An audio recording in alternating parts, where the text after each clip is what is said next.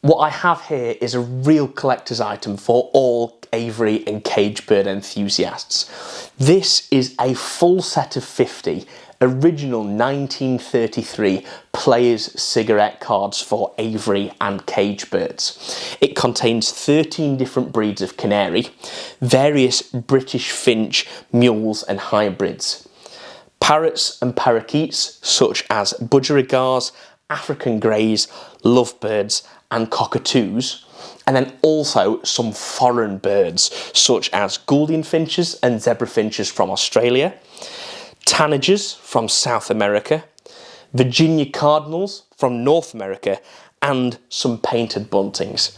This is a full set of 50. It was a Christmas present and I am absolutely over the moon with it. It's gorgeous. I can't wait to hang it on my wall.